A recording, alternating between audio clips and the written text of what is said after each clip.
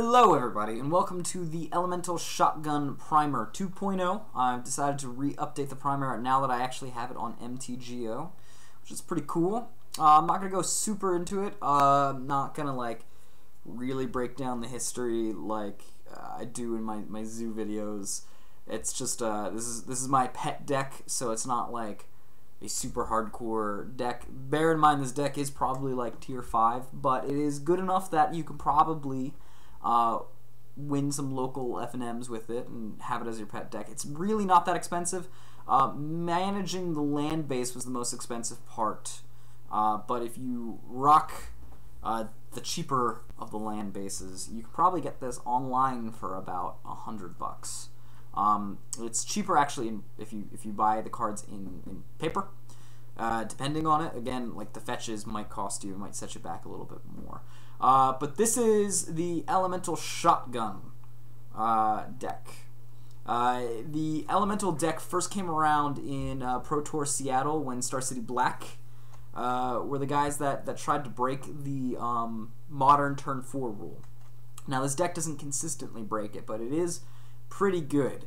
It's very easy to disrupt though, and at least the original version was incredibly easy to disrupt. Your goal was to try to get like a turn 2 win, which seems crazy, but yes, it's possible in Modern to get a turn 2 wins if no one's interacting with you. The problem was the deck didn't really do very much at the time because Bolt was everywhere, and this deck is not necessarily a friend of Bolt. But we are in a meta right now where Bolt is less likely to exist. There's a lot less Delver decks, for example. And the deck gets a little bit better. Now, the deck had a lot of cards from cons that made it actually a lot more consistent, a lot better, especially since the previous version of Shutgun Elemental that I had. But it was also sort of splash damage with the fact that Delver was around.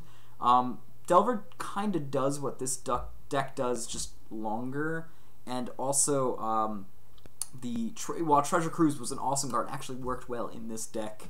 The problem was all the forked bolts were killing this deck. But Delver's not around so much anymore now that Treasure Cruise got banned. While Treasure Cruise got banned, hurt the deck a little bit. Actually, it was alright because we can instead use things like Become Immense. So we still got some pretty good stuff. Now, what is the difference between the Star City Black's deck that was the Elemental deck versus Elemental Shotgun that we have here? The big difference is Death Shadow. It turns out that we deal a lot of damage to ourselves using Phyrexian mana spells anyways, just over the course of shocking ourselves and whatnot. That Death Shadow becomes way better. Death Shadow reliably for us, turn 4 is like a 6/6. It means it's a special dance that we play against things like Red Deck Wins, but it's something that we can do. What is the advantage of playing this deck over something like Infect, which also is combo aggro, and that's what this classification for this deck would be, is the combo aggro. The difference would be things like we have backup plan Death Shadow, which attacks from a completely different angle. The other thing is people don't really know how to deal with our deck. For example, I've seen lots of people side in Core Firewalker thinking that, oh, well, they can block the Swift Spear, not realizing, like, we give it unblockability or protection from colors to get around things. Another thing that does is it just really just explodes. The Infect deck is very consistent and it's very good, but it has a very linear attack approach.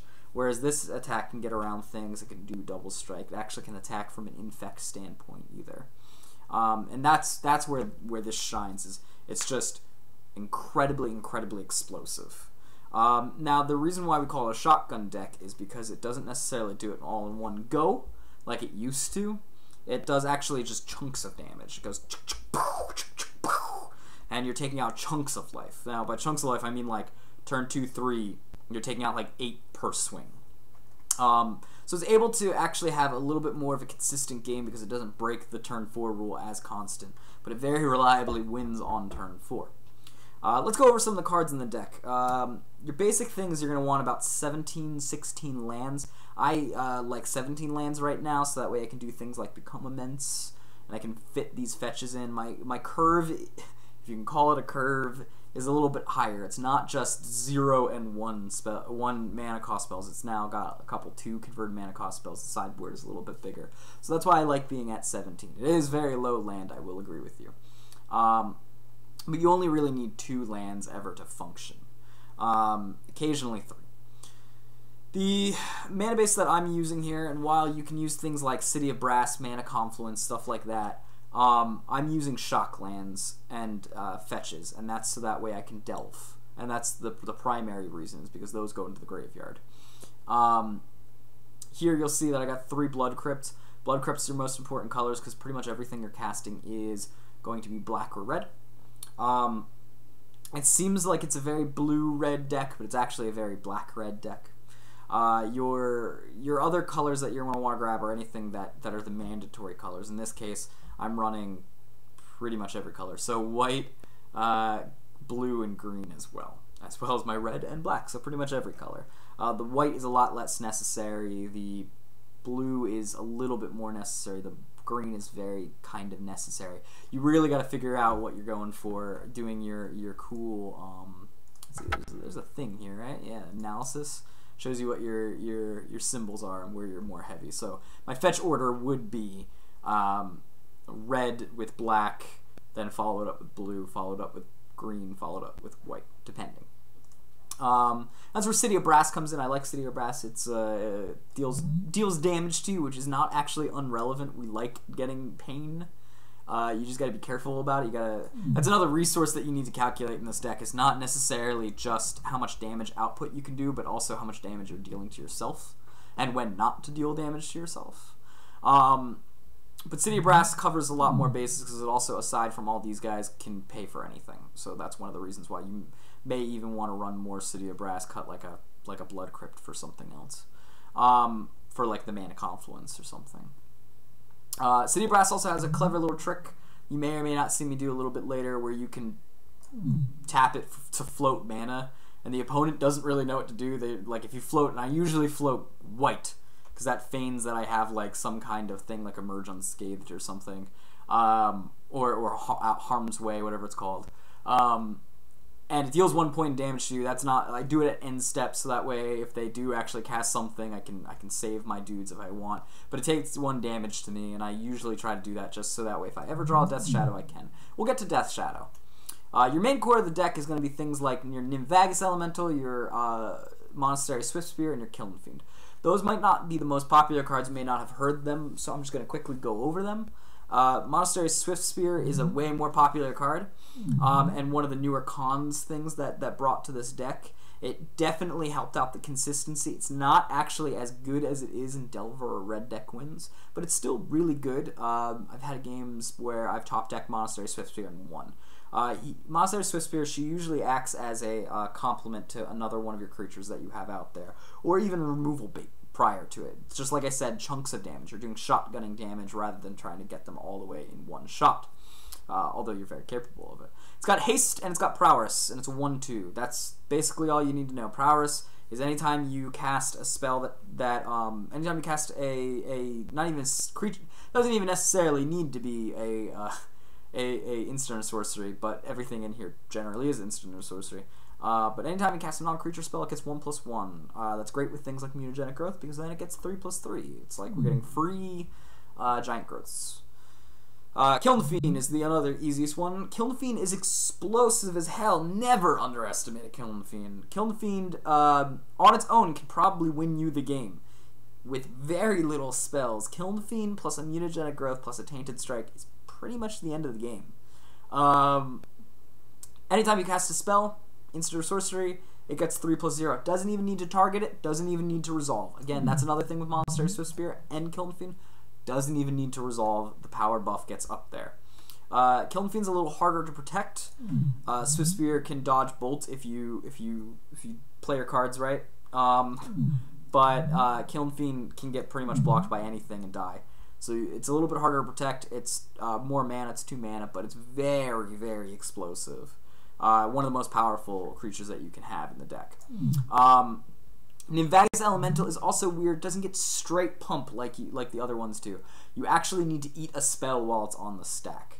And that's a weird thing. It's the only thing that has this ability where it eats spells, literally eats spells on the stack. I can't think of any better way to explain it. It's exile an instant or sorcery you control, so it's an activated trigger. It's an activated trigger because it's got that colon, so it can be responded to.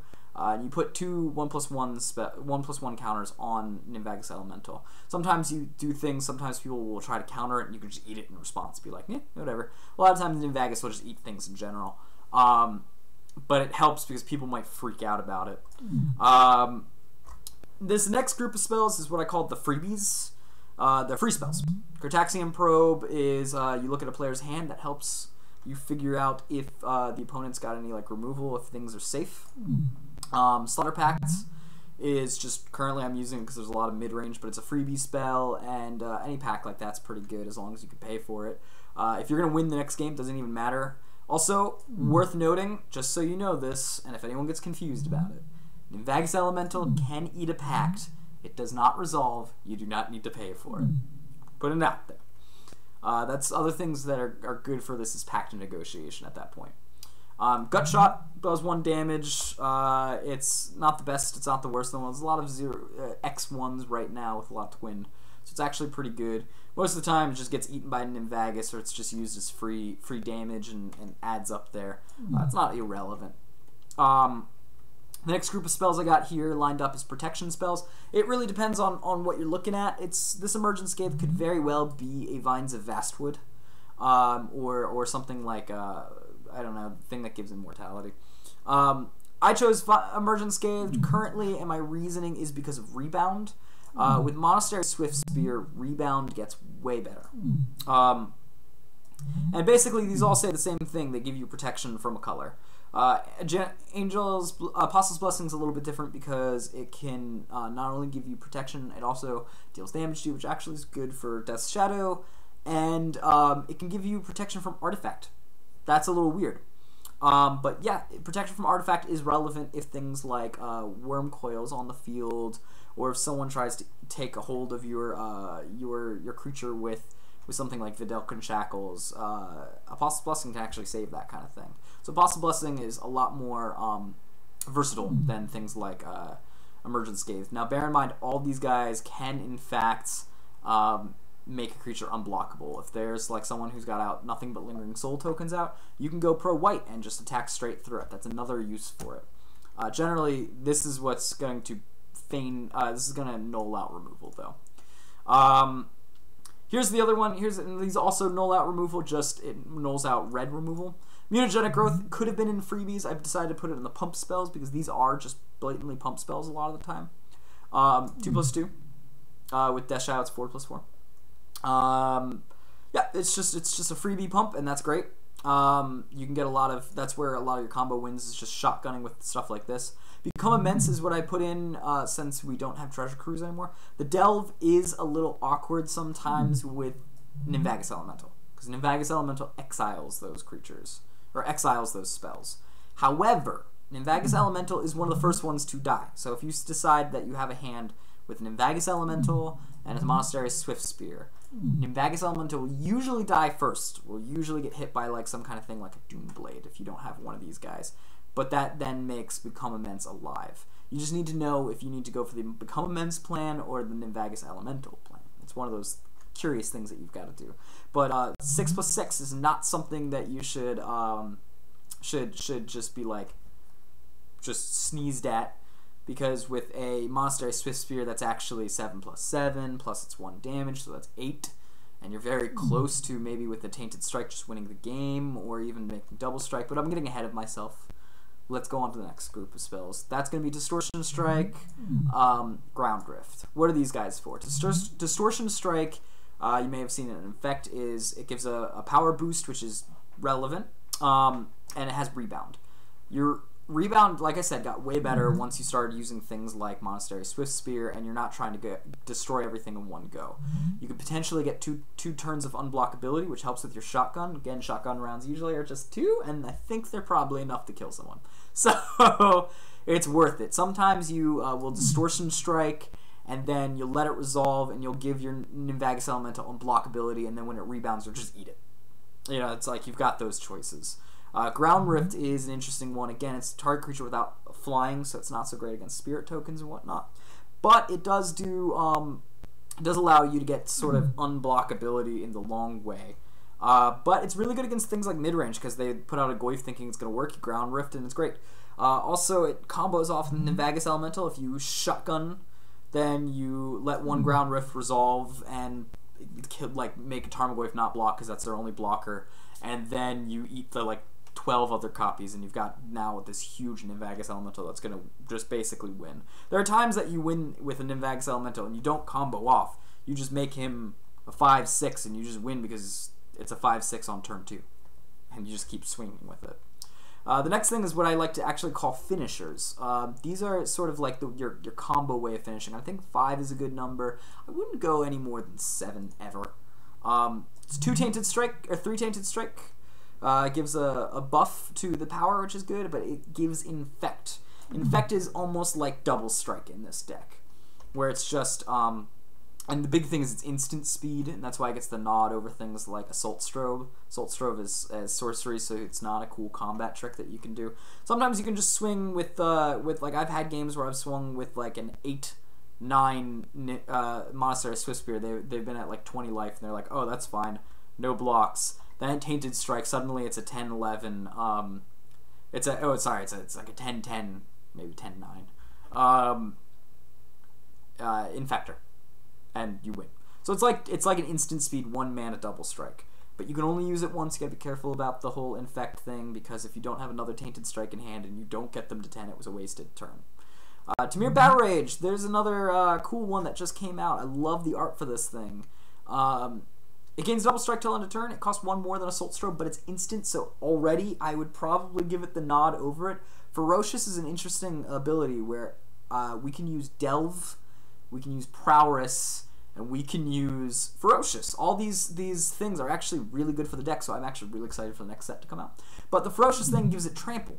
One of the problems with Assault Strobe was you cast it at pre-combat, you swung, they knew they had to block it, they blocked it, and nothing else happened. Giving it, Double Strike and Ferocious so it gets Trample, suddenly you're looking at something that's way better. That's making Kiln Fiend awesome, because Kiln Fiend can not only kill the creature that's blocking it, but it can kill it and not die.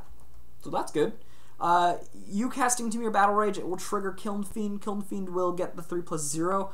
Temur Battle Rage will resolve, and it will already have Ferocious, and it will be doing its thing. When you use it on Monastery Swiftspear will have 2. It's not very hard to get it up anymore. Like Immunogenic Growth, even just a Distortion Strike will do it. So Ferocious is a really, really good thing here.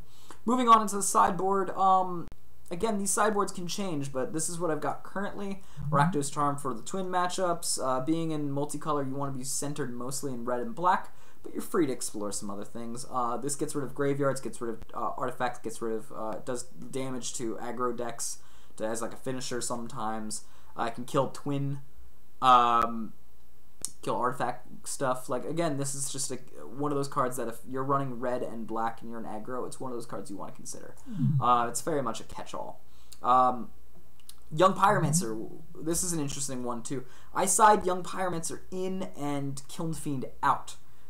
Times when I think they're just overloaded on removal and there's nothing I can do about it, because then I can just again shotgun and deal a lot of damage right away with Young Pyromancer out, and then I've got left over all these tokens. If I don't think they've brought Sweepers and I think they've got 1-for-1 removal, Young Pyromancer is a perfect out for it. Shining Spree is the best kill artifact card you can have in this deck. I don't worry too much about enchantments, because you can actually just race things like Boggles. With this deck, you can reliably race Boggles. But the cool thing is its replicatability, so that way you can target like the same artifact over and over and over and over again if you got like a Mana Flood and out a Mtgsalvation Elemental. And that allows you to just eat all the extra ones, so it uses your mana, and that's pretty good. Pyroclasm, can't read it here because it's just lots of fire. Deals 2 damage to everything. That's not so cool with Kiln Fiend, but actually a Monastery Swiftspear can survive it, so can a Mtgsalvation Elemental that probably ate one thing. We've got enough things to pump or to give protection that it doesn't necessarily matter so much. Death Shadow obviously survives it depending on the time that you do it at. But it's good against like a lot of weenie decks that exist. Infect decks, a lot of Lingering Souls. Duress here should be Thoughtseize. I just don't have the money to buy it online straight out right now. Just not doing it.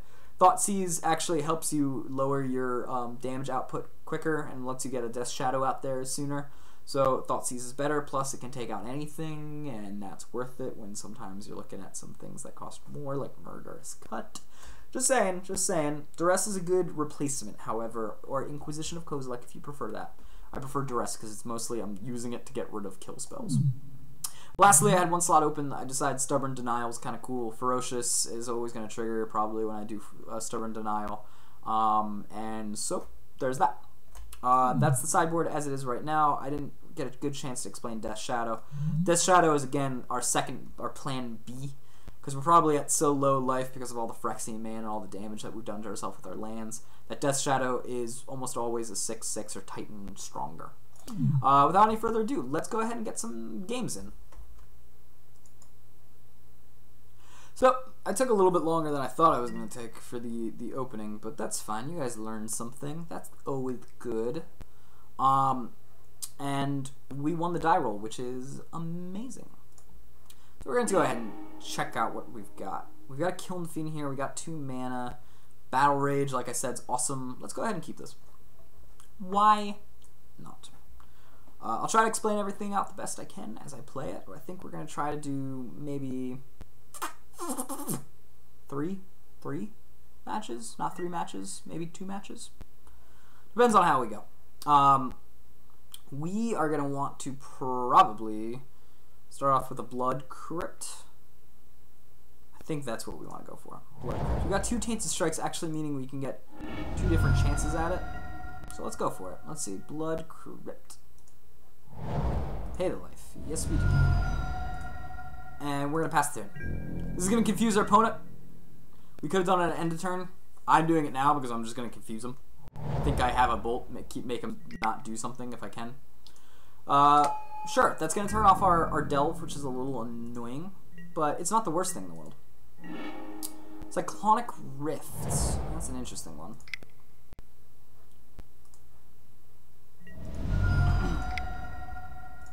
I always go for white. White is, I don't really use it very often, but maybe they make them think I'm something else that I'm not.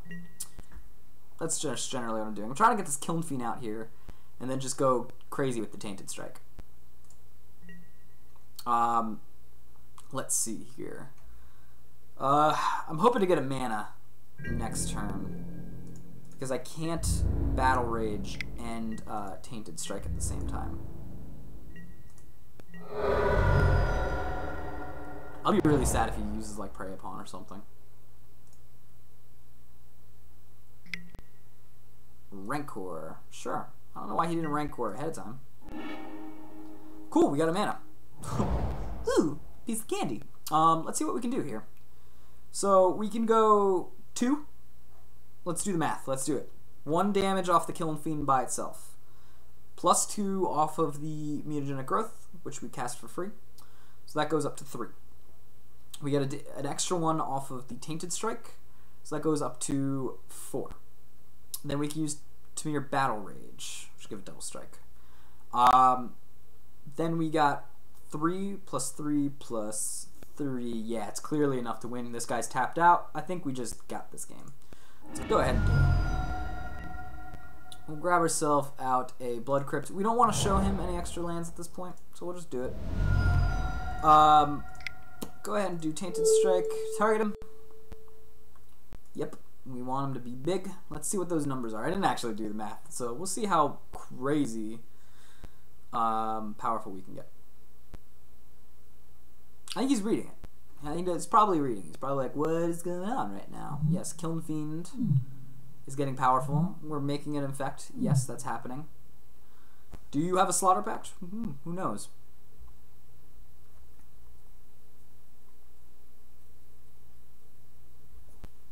We are going for the kill when he stops reading. Anytime now. I'm gonna pause the video until he's cool with it. Okay, he's back. Let's do it. There you go. You gain Infect, man. You got a 5/2 Infector. Let's cast you for 2 life. Right? I said cast for 2 life, right? Yeah, cast for 2 life. Choose that guy.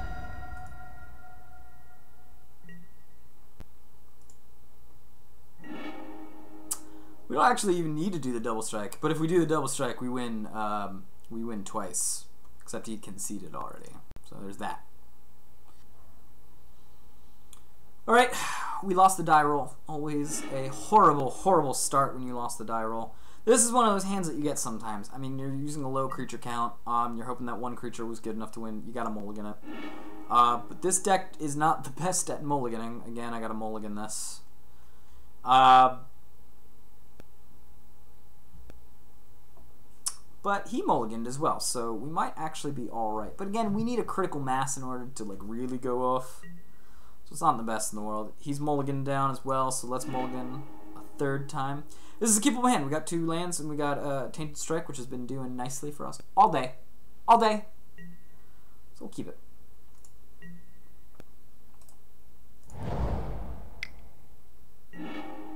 Mtgsalvation Elemental. Cool. So we got a cool start that can actually eat Slaughter Pact right away if we need to.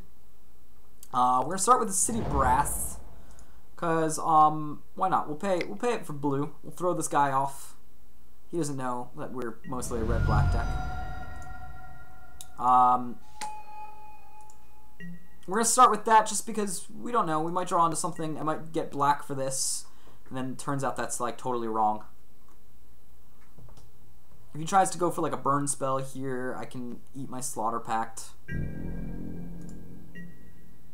Oh, so we're just actually gonna go off is what's gonna happen here. You know what? Risk it for the biscuit. I'm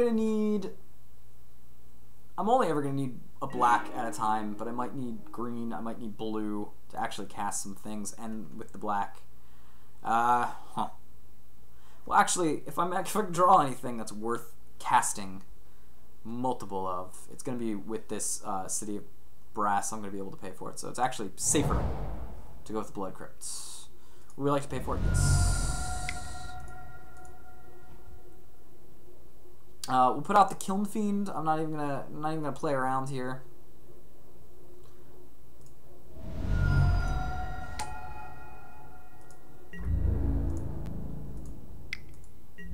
If he paths it, that's fine. We got an alternate form of attack. Path is the only thing we're playing around. If he taps out at any point in time, I think we have the win. Okay, so he is actually a Tier 5 Dredge. So it's fine. We're pretty good here. Must have, yeah, used a Seeming Spirit Guide, because he has no red like that. Unburial rates. Yeah, that's all fine. That's pretty a shame if he didn't hit a land off of that. Alright, we can see what's going on here. I think we can win, right? With just Slaughter Pact and eating it, which will make Kiln Fiend go off and make Mtgsalvation better, and then I don't actually have to do this. So I'm going to cast it for 2 life. Let's see what's going on. Let's see if he's got a path. It's valuable information. I'm not going to eat it. He's got a Elshnorn and some Nod to the Bone, which will be helpful for next game to know. And we drew a land off of that. That's kind of cool. Yeah, let's pay for the life. Who cares? So let's go ahead and cast Slaughter Pact. Target the Mtgsalvation. Sure. Goes on the stack. Exile it.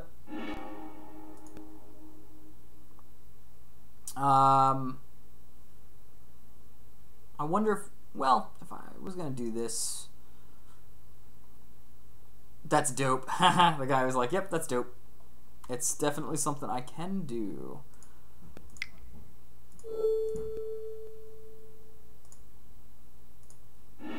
And I think he might actually let us attack here and win with Infect. So, there we go. We win with an effect. 11 Infects. this looks good. We got a way to get rid of the things. We've got attackers. We'll draw. Extra Monastery Swiftspear. We can go nutty with it. Pay 2 life, sure. Get that Swiftspear out there. Attack with that Swiftspear. We're going to cast Kiln Fiend because that's going to be the most best way to deal with our mana. If he has a Spell Snare, you know, Spell Snare happens, so Spell Snare happens. He's got a mana leak, he's got a mana leak. It's not like those things don't exist.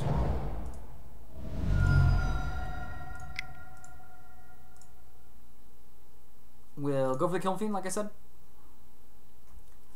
We'll let him mana leak if he wants to. If he doesn't, that's fine. We can go off with Monastery Swiftspear. Like I said, sure. It's not stopping the Monastery Swiftspear that's on board. We did this before. We're just peppering him. It's what we'll continue to do.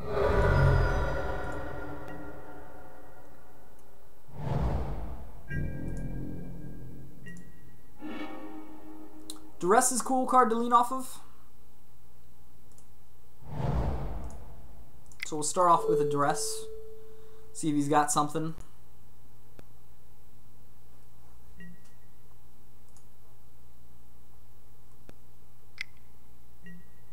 Mana leak the Duress. That seems perfectly fine with me.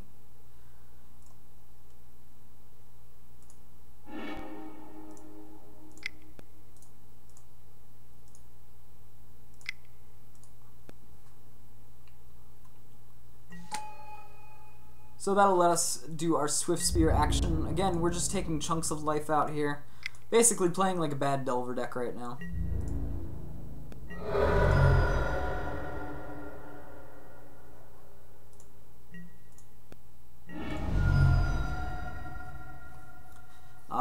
And we've got a way to beat the Mind Crank combo, so it's not like the worst thing in the world.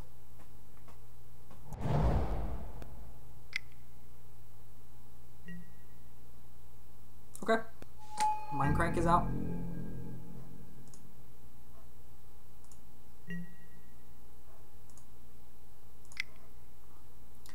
Purposely going for that white. That's fine. I don't mind milling. It actually helps me cast Become Immense if I ever get it. Alright, Duress. Yeah, we'll start off with the Duress. We got no reason not to.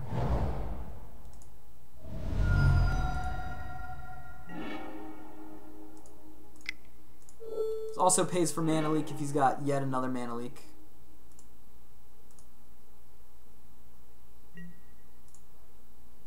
See what's in his hand. Cool. We'll take out the... We can't take out this guy. We'll take out the Spell Snare. And we'll get him on the Transmute. That seems better than doing it right now. Although, what if he transmutes on his turn? 1, 2, 3, 4. He realistically could cast the other thing, but he can't trigger it. So yeah, that's fine. We'll do it on the Transmute. That seems like the better plan.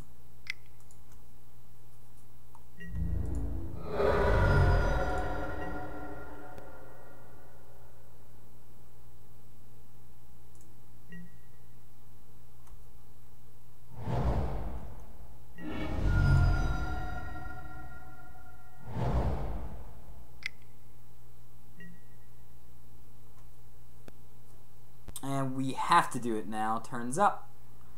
That's okay. We gotta do it anyways.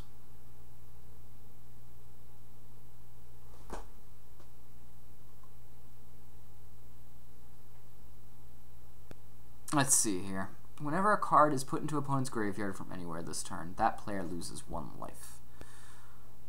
Yeah, I gotta do it now. I don't know necessarily the order of things, but we're just gonna do it.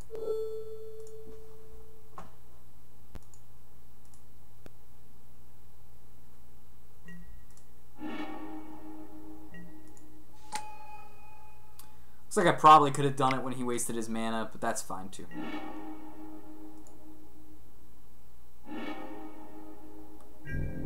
Oh, he can get himself a Mind Crank with it. Huh, I didn't know that. Temur Battle Rage is a pretty good card here. I don't know if we can finish it off. We can make it unblockable. And we can deal 1, 2. Let's see, we got 1, 2 damage.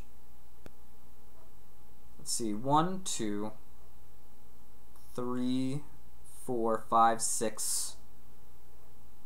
And then, yeah, well, we got this. We got this game. This game is 1. Ground Rift. You can't block.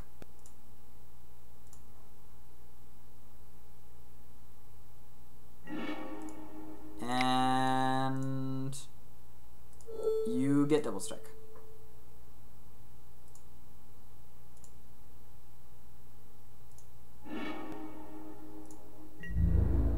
And attack. And you're dead. So that was it. You quit. So there you have it. There's many different ways that you can win with this deck. A bunch of different attack angles. If you goldfish, you're very, very fast. You can win on turn 2 sometimes. Not likely, but turn 2. Although you can goldfish and win on turn 4 pretty reliably. So there you go. Shotgun Elemental. Enjoy, guys. It's a fun deck.